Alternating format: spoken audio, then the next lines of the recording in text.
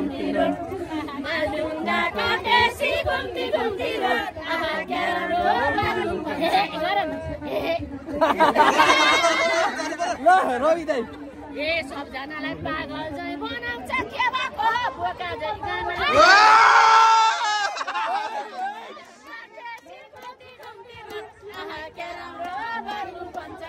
यो बोका झै बनाउनु भने तपाईँ हिरो गाना हो उहाँले बोका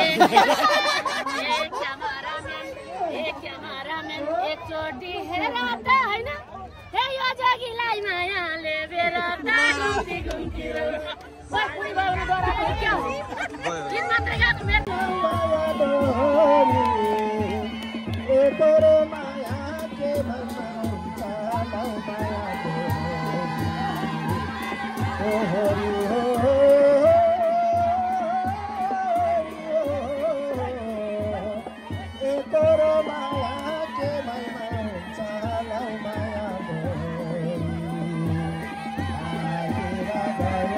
असार 15 को यो महत्त्व बारे थोरै चर्चा गरिदिनुहोस् न।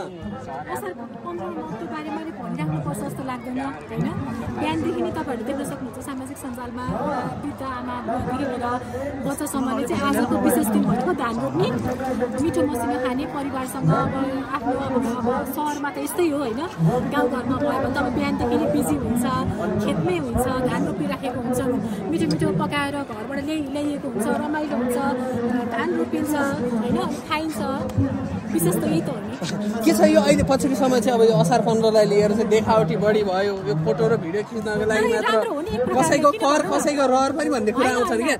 त्यो त हो, त्यो त रियालिटी हो होइन। किनकि गाउँघरमा यही कामलाई कति दुःख गर्नुपर्छ। बिहानदेखि नै खेतमा पानी असिना नभनिकन खेत रोपेर फेरि पानी पर्दाखेरि बिग्रिने चान्सेस धेरै हुन्छ होइन। अनि त्यसरी त्यो देखावटी पनि छ लाग्छ मलाई, तर अब रहर र बाध्यता पनि छ, त्यो पनि मलाई लाग्छ। तर हामीले अब यही गरेर हाम्रा छोराछोरी आउने पुस्ताले त सिक्छन् नि त। ओहो असार 15 भनेको आज यो रहेछ, मैले पनि मेरो छोराछोरी लिएर आएको थिएँ, अहिले यतै कता हो धेरैलाई थाहा छैन होइन कसरी धान रोप्ने। अब गाईले दुध दिन्छ कि दिँदैन अझ त्यो पनि थाहा नहुन त्यो सक्छ। कुरा चाहिँ सिकाउनकै लागि बच्चाहरूलाई चाहिँ अगाडि बढाउनु पर्छ, आएको यसरी आएको ठाउँमा ल्याउनु पर्छ।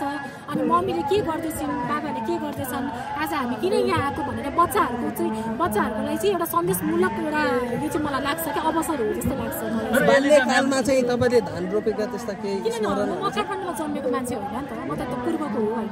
अनि अब अहिले पनि मेरो घरमा अब म भोलि गएँ भने बुवा त्यहीँ हुनुहुन्छ, बुवाले चाहिँ अब धान रोपिराख्नु भएको हुन्छ, त्यही देखेर त्यही हुर्केर आज मलाई चाहिँ यो विशेष दिन झन् विशेष लाग्छ। हजुर गीत पनि गाइन्छ नि धान रोप्दै गर्दाखेरि। के छ बच्चा अवस्थामा गाउनुहुन्थ्यो तपाईँले? मम्मीहरूले गाउनुहुन्थ्यो, मम्मीहरूले गाएको सुन्नुहुन्थ्यो, अघि मै पनि यतै हुनुहुन्थ्यो, गाउँदै हुनुहुन्थ्यो। के छ यो धान रोप्न तपाईँलाई आउँछ क्या हुँदैन? देख्नु भएन मैले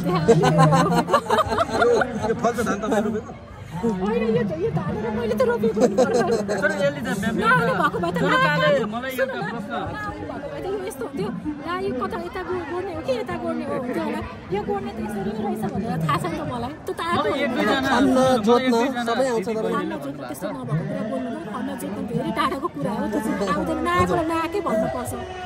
गमलामा साडीका मुजा समाएर रोपेको धानले वर्ष दिन खान पुग्दैन भन्दा एक दुईजना महिला दिदीबहिनीहरूले मलाई गुनासो गर्नुभएको छ। गमलामा रोपेको साडीको मुजा समाएर गमलामा रोपेको धानले वर्ष दिन खान पुग्दैन भन्नुभएको छ एक दुईजना दिदीबहिनीले। रोपेको धानले पुग्दैन खान उहाँहरूका लागि के भन्नुहुन्छ तपाईँ? त्यो पनि ठिक हो। जुन यो दिदीबहिनीले प्रश्न गर्नुभयो यो प्रश्न तपाईँले अझै बुझ्नु भएन के? गमलामा धान रोप्ने साडीको मुजा समाएर त्यो धानले वर्ष दिनभरि हाम्रो पेट पाल्छ। साडी लगाएर चाहिँ वर्ष दिनभरि खान पुग्दैन भन्ने आशा होइन। हामीले यहाँ काठमाडौँमा बसेर बोरा चामल खाएको धान त कति दुःख मेहनत गरेर कहाँदेखि कहाँ रोपेको धान कहाँबाट फलाएर कहाँ कुटाएर हामीले काठमाडौँमा खाएका छौँ नि त। यो कुरालाई त म त एकदमै स्वीकार्छु नि। त्यो त यो देखावटी गरेर यो एकछिन धान रोप्न आए जस्तो संसार त कहाँ छ र? असली कृषकको जिन्दगी त होइन र। अनि त्यो कुरा त म त एकदमै मान्छु, म त छातीमा राखेर मान्छु त्यो कुरालाई त। के छ यसले अब सन्देश चाहिँ जे होस् राम्रो जाओस्, भावी पुस्तालाई चाहिँ भावी पुस्ताले नबिर्सियोस्। सहरमा बसेर आज असार 15 चाहिँ घरमा बसेर दही चिरा मात्रै खाने होइन कि धान पनि रोप्नुपर्छ। यसरी यो विभिन्न यो कार्यक्रमहरू गरेको चाहिँ एउटा सन्देशमूलकै हो। एउटा बच्चादेखि लिएर बाबुहरूले हेर्नु न आज आज किन असार 15 भन्दाखेरि यहाँ आज के हो असार 15 होइन आज असार 15 मा के गरिन्छ अनि देख्नुभयो हामीले किलो छ्याप्ने दही चिउरा खाने भन्नुभयो यसले चाहिँ नामको जग्गा छ कि छैन धान रोप्नु भएको छ कि छैन तपाईँको जग्गामा तपाईँको जग्गामा खेतीपाती गर्नु भएको छ नि बुवाहरू हुनुहुन्छ ऋषि सरको अझै त्यहाँ हाम्रो जहाँ धादिङ छ हाम्रो घर ऋषि सरको मूल घर छ अब बुवामा नभए पनि त्यहाँ अहिले पनि बस्नु भएको छ हाम्रो खेतहरू छन् होइन बाजो छैन तेह्रथुममा पनि बाजो छैन त्यही भएर खेतीपाती गर्नु भएको छ अब समग्र नेपाली दाजुभाइ दिदीबहिनी महिलाहरू जति नै बिउ मललाई पनि अतिथिको आशीर्वाद गरिदिनका लागि हार्दिक अनुरोध गर्दछु त्यसै गरी गायिका उमा श्रेष्ठजीलाई पनि अतिथिको आशीर्वाद गरिदिनका लागि हार्दिक अनुरोध गर्दछु र त्यसै गरी गायिका सुशीला लामाजीलाई पनि अतिथिको आशीर्वाद गरिदिनका लागि हार्दिक अनुरोध गर्दछु त्यसै गरी गायिका पम्फा पडेल र त्यसै गरी मनिषा घुडासैनी लगायत सबै कलाकारहरूलाई अतिथिको आशीर्वाद गरिदिनका लागि हार्दिक अनुरोध गर्दछु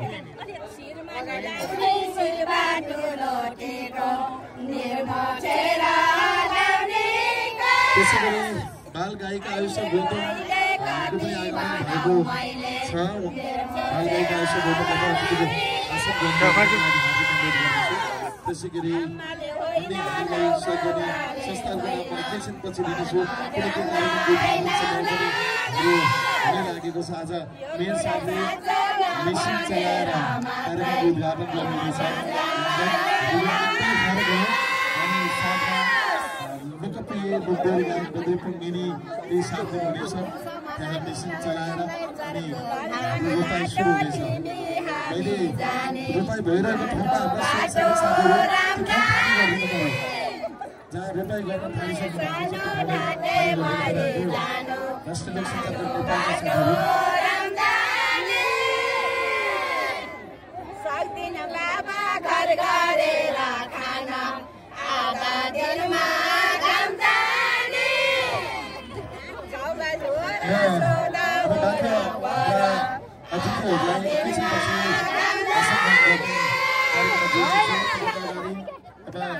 मैले भनिसकेँ अतिथिहरूको नाम फेरि लिनेछु मैले जानकारी पाएको छु प्राइम टाइम्स टेलिभिजनबाट टेलिभिजनकी निर्देशक त्यसै गरी लोकप्रिय कलाकार पनि हुनुहुन्छ अतिथिको आशीर्वाद गरिदिनको लागि हार्दिक अनुरोध गर्दछु स्टेजमा आएर गौतमको आगमन भएको छ अन्य कलाकारहरूको नाम दिएको छु अगाडि आइदिनु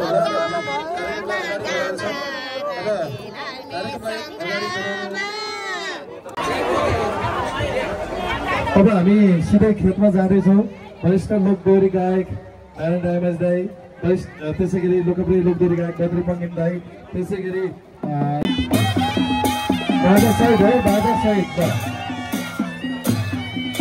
आज स्टोर हाम्रो भएको छ पानी परिरहेको छ त्यो मौसममा हामी उद्घाटन गर्दैछौँ त्यसमा गएर लोकप्रिय लोकदोरी गायकका मजदुरले लगायत सबै आनन्द दाईहरू सबै जानु होला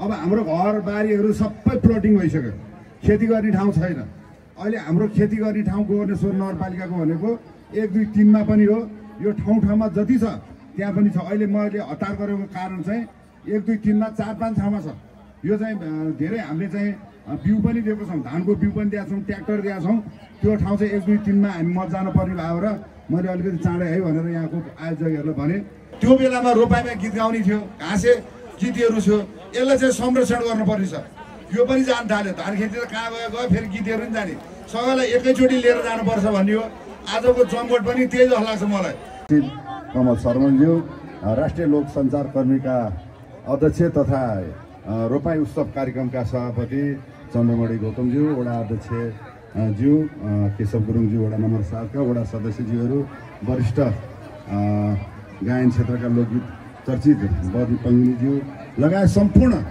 कलाकार र विशेष गरेर आज धान उत्सवमा आउनुहुने सम्पूर्ण दाजुभाइ दिदीबहिनीहरूलाई नमस्कार। मेरो सम्पूर्णलाई जय नेपाल। हाम्रो उद्देश्य भनेको अहिले नेपालले 21 अरबको चामल चाहिँ निर्यात गर्छ, आयात गर्छ। पहिले निर्यात गर्छ, अहिले आयात गर्न थालेको छ। अब हाम्रो घरबारीहरू सबै प्लटिङ भइसक्यो, खेती गर्ने ठाउँ छैन। अहिले हाम्रो खेती गर्ने ठाउँ गोकर्णेश्वर नगरपालिकाको भनेको 1, 2, 3 मा पनि हो। यो ठाउँमा जति छ त्यहाँ पनि छ। अहिले मैले हतार गरेको कारण चाहिँ 1, 2, 3 मा 4, 5 ठाउँमा छ।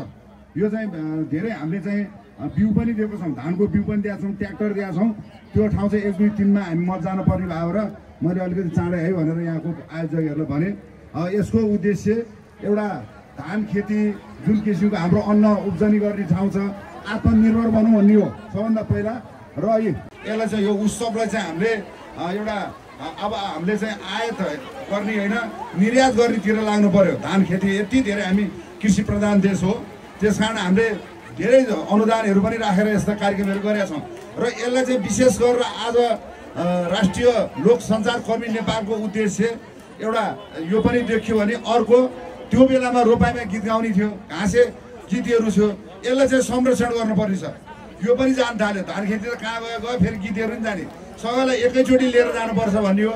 आजको जमघट पनि त्यही जस्तो लाग्छ मलाई। यो रोपाइँको गीतहरू सबैले गायो होला पहिला, अब सबै बिर्सिसक्यो होला। अब यसलाई चाहिँ एउटा संरक्षण, एउटा संस्कृति जोगाउने काम चाहिँ उहाँहरूले गर्नुभएको छ। त्यसको लागि नगरपालिकाले उहाँहरूलाई स्वागत पनि गरेको छ भन्दै मलाई 2-4 ठाउँमा अरू ठाउँमा पनि जानु छ। धान दिवसको दिन सम्पूर्णलाई चाहिँ जोगाउनु छ, कृषि गर्नु छ, उब्जनी गरौँ, सबै कृषक बनौँ, कृषिले नै हामी आत्मनिर्भर बनाउन सक्छौँ भन्ने एउटा सन्देश दिनको लागि चाहिँ मलाई अरू ठाउँमा जानु परेन। म सम्पूर्णलाई शुभकामना दिँदै मेरो भनाइ टुङ्गाउँदै बिदा हुन्छु। नमस्कार, सम्पूर्णलाई जय नेपाल।